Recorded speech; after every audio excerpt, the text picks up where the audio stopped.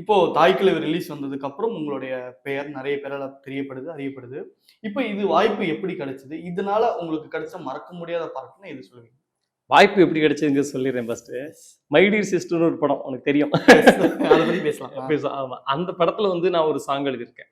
அருமை. Nivas K Prasanna sir தான் மியூசிக்கு. அப்ப அதுல நம்ம பிரபு ஜெயராம் டைரக்ஷன், அருள்நிதி சார் படம். அதுல ஒரு சாங் எழுதினத பார்த்தா நிவாஸ் கே பிரசன்னா சார் வந்து ஜெகட் ஏதோ ஒரு ஒரு வித்தியாசமான சொல்லாட்சி இருக்கு, ஒரு நல்ல இலக்கியம் இருக்கு, சவுண்டிங் சென்ஸ் இருக்கு. இதெல்லாம் இப்போ பார்த்தீங்கன்னா இது எல்லாத்தையும் கிணத்தக்கான ஆடியோ லான்ச்சில் இதெல்லாம் நிவாஸ் சார் சொன்ன வார்த்தை. இதெல்லாம் உங்ககிட்ட இருக்கு ஜெகன், உங்களை நான் கரெக்டாக பயன்படுத்துறேன், வெயிட் பண்ணுங்கன்னு சொல்லியிருந்தாப்புல. அப்புறம் திடீர்னு ஒரு நாள் ஃபோன் பண்ணார். ஃபோன் பண்ணி இந்த மாதிரி எஸ்கே ப்ரொடக்ஷன் ஒரு படம் நான் சைன் பண்ணியிருக்கேன், அந்த டேரக்டரை போய் நீங்கள் பாருங்கள், எனக்கு என்னவோ உங்களுக்கு ரொம்ப செட் ஆயிரும், இந்த படம் உங்களுக்கு ஒர்க் ஆகும்.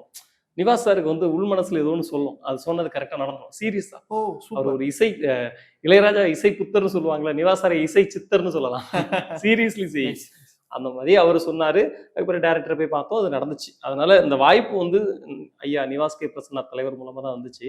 மறக்க முடியாத பாராட்டுனா நம்ம சிவகார்த்திகேயன். எப்படின்னா அவர் ஒரு லிரிசிஸ்ட் தெரியல, அவர் வந்து எவ்வளவு ஹிட்ல பிடிச்ச அந்த பல்ஸ் பிடிச்சு எழுதுவாரு. பீஸ்ட்ல கூட ஒரு வார்த்தை சொல்லுவாரு, அந்த பாட்டு எழுதிட்டு இது சென்சேஷனல் ஹிட் போடுங்க சார் அப்படிம்பாரு. அது மாதிரி இந்த பாட்டு ஹிட் ஆச்சு.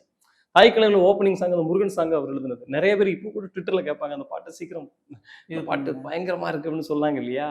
ஸோ அவர் வந்து என்ன சொன்னாரான்னா, லிரிக்ஸ் கேட்டுட்டு ஃபோன் பண்ணி நிவாஸுக்கு சொன்னாராம், லிரிக்ஸ் சூப்பரா எழுதியிருக்காரு, சொல்லிருங்க அவர்கிட்ட மறக்காம அப்படின்னா. உடனே மறந்துடக்கூடாது, நிவாஸ் சார் உடனே ஃபோன் பண்ணி எங்க லிரிக்ஸ் ரொம்ப நல்லா இருக்குன்னு சொன்னாரு அப்படின்னு சொன்னாரு. அது ரொம்ப ஹாப்பி. அப்புறம் அந்த ப்ரீ ரிலீஸ் ஈவெண்ட்ல வந்து எங்க 2 பேரையும் மேடையில் ஏற்றி அப்பவும் கீழே ரொம்ப சொன்னாரு, சூப்பரு, நல்லா எழுதுறீங்க அப்படி சொல்லிட்டு பாராட்டினாரு. அது பேசுனதுக்கு ஒரு தனி பாராட்டு, எழுதுனதுக்கு ஒரு தனி. அது எனக்கு ரொம்ப மறக்க முடியாம இருந்துச்சு.